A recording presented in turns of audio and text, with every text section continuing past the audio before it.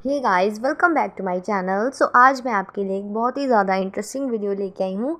लेकिन उसके पहले जिसने मेरे चैनल को सब्सक्राइब नहीं किया है तो प्लीज़ गाइस मेरे चैनल को सब्सक्राइब कर लें और वीडियो को लाइक ज़रूर कर लें। गाइस चलते हैं वीडियो की तरफ। अब जैसे आप सब लोग आजकल बहुत ज़्यादा चिंता में थे कि जो अनीता जी के बेटे हैं ललित, उन्होंने कर ली है शादी। और कुछ लोगों को ये हो रहा था क्योंकि जिस तरह से अनीता जी ने बताया था कि जो उनका बेटा है वो डेट कर रहा है, अभी शादी नहीं हुई है। और कुछ लोगों का ये भी कहना है कि अनीता जी ने खुद ही कमेंट्स में आकर बताया था कि डेट है, शादी नहीं है ना।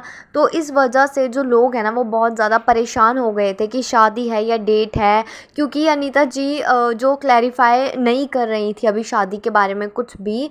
तो फिर लोगों ने कहा कि एक बात तो सच बता दीजिए कि शादी है कि नहीं, क्योंकि सभी को पता है कि शादी हो चुकी है ना। और इसी के चलते ही जो ललित है और जो उनकी वाइफ है रवीना, जिनका नाम है रवीना, तो उन्होंने आकर आज एक क्लैरिफिकेशन वीडियो बनाई है और सबको जितने भी सबके मन में मतलब इनकी शादी को लेकर जितने भी सवाल थे उन्होंने सबके जवाब भी दिए हैं। और बहुत अच्छे से उन्होंने अपना मतलब अपनी जो लाइफ की, जो शादी के बारे में जो भी लाइफ की जितने भी बातें थी वो उन्होंने सारी क्लियर की है। गाइज़ उन्होंने ये बताया है कि मतलब उन्होंने शादी कर ली थी और शादी हुई थी अक्टूबर में। तो उन्होंने कहा कि अक्टूबर में शादी हुई थी। तो लोग मतलब मुझे ये नहीं समझ आता कि पता नहीं लोग किसी के कैरेक्टर पे इतना गंदा क्यों बोलते हैं। और ऐसे भी नहीं, मतलब बिना कुछ सोचे समझे कुछ से कुछ बोल देते हैं। अब जैसे जो ललित है उनकी वाइफ ने बताया कि उनके कैरेक्टर पे इतनी गंदी गंदी बातें बोल ली थी। कई लोग ये बोल रहे थे कि ये तो मैरिड है और मैरिड होकर किसी लड़के के पीछे भाग रही है। कोई कह रहा था कि इसने तो काला जादू कर दिया है, और कोई कह रहा था कि किस तरह से लड़के को फंसा लिया और भगा के ले गई। मतलब यार हद है, आप लोग कुछ भी मतलब बिना सोचे समझे कुछ भी किसी की बहू बेटी के बारे में इस तरह के मतलब वो बातें करते हो, है ना। ऐसा तो अच्छी बात नहीं है, वैसे ऐसे नहीं करना चाहिए, क्योंकि जब तक आगे से कोई क्लैरिफिकेशन नहीं मिल जाती है हम तब तक किसी के बारे में ऐसे उल्टा सीधा नहीं बोल सकते हैं। और ये सब सुनने के बाद फिर उन्होंने सोचा कि क्यों ना एक वीडियो बनाई जाए जिसमें सभी को सबकी चीज़ें क्लियर हो जाएगी। तो वही उन्होंने किया गाइज़, उन्होंने एक वीडियो बनाई है और जिसमें उन्होंने सब कुछ एक्सप्लेन किया है कि ऐसा कुछ भी नहीं है। उनकी वाइफ ने कहा है कि मेरा दूर दूर से लेना नहीं है काले जादू से, मैं सिंपल व्लॉगिंग करती हूँ और व्लॉगिंग कर रही हूँ। अभी इतना भी मुझे पता नहीं है, लेकिन जो ललित है, ललित की फैमिली है, उनकी फैमिली को भी बुरा बोल रहे हैं और जो ललित की वाइफ है उनकी फैमिली को भी बहुत ज़्यादा बुरा भला बोला। कुछ लोगों ने तो यहाँ तक बोला कि तुम्हारे माँ बाप को शर्म नहीं है, मतलब किस तरह की परवरिश दी है तुम्हें। मतलब यार इतनी हद तक की बात हो जाती है ना कि किसी के पेरेंट्स के ऊपर तुम सवाल उठा रहे हो। तुम्हें ये नहीं पता कि हमारे पेरेंट्स किस तरह से मतलब पालते हैं, है ना, और बच्चों को बड़ा करते हैं, हमारे लिए क्या क्या नहीं करते। और मतलब आप लोग बिना कुछ सोचे समझे किसी के माँ बाप पे इस तरह की उंगलियां उठा रहे हो। और दूसरी तरफ ये तो थी ललित की वाइफ के पेरेंट्स के बारे में बात, और उसके बाद ललित के पेरेंट्स के बारे में भी बहुत कुछ बोला गया कि किस तरह की परवरिश दी है, भगा के शादी कर ली, ऐसा वैसा। मतलब अनीता जी के ऊपर भी काफ़ी ज़्यादा सवाल उठे, लेकिन अनीता जी को भी सब कुछ क्लियर कर देना चाहिए था। बट गाइस बात ये थी कि उन्होंने ये बताया कि उन्होंने तो शादी का पहले से ही बता देना था सबको, लेकिन वो इसलिए नहीं बता पा रहे थे क्योंकि सबसे पहले तो जो ललित हैं उनकी फैमिली में डेथ हो गई थी। जैसे आपको पता ही है कि बसंती जी के हस्बैंड की डेथ हो गई थी। तो उसके बाद डेथ के कुछ मंथ्स बाद उन्होंने सोचा था कि हम खुद ही क्लैरिफिकेशन दे देंगे सबको और क्लियर कर देंगे। लेकिन गाइस क्या हुआ कि उन्होंने पहले से ये सोच रखा था कि अक्टूबर में उनकी शादी हुई है और बाद में उन्होंने देनी थी पार्टी। पार्टी नहीं दे पाए, किसी को नहीं बता पाए। इसी के चलते उन्होंने कहा कि एकदम से हमें नहीं बताना था, आराम आराम से ही हम आपको क्लियर करते।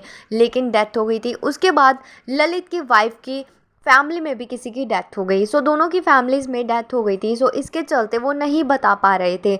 तो फिर इसके बाद कुछ लोगों ने कहा कि ये तो डेट कर रहे हैं, तो उन्होंने आज क्लियर किया कि ये डेट नहीं है, ये शादी ही है और उन्होंने करवाई है कोर्ट मैरिज। क्योंकि गाइज़ होता ही है, अब स्टार्टिंग में तो किसी के पेरेंट्स नहीं मानते हैं, अब किसी के पेरेंट्स, अब सबके पेरेंट्स एक जैसे नहीं होते हैं, किसी के पेरेंट्स मान जाते हैं शादी के लिए और किसी के पेरेंट्स नहीं मानते हैं। और गाइज़ यहाँ पे बात थी, इन्होंने कहा कि हम अलग अलग स्टेट से थे, क्योंकि ललित है वो है बिहार से और जो रवीना है उनकी वाइफ है वो है चंडीगढ़ से, मतलब वो पंजाब साइड से हैं और वो बिहार साइड से हैं।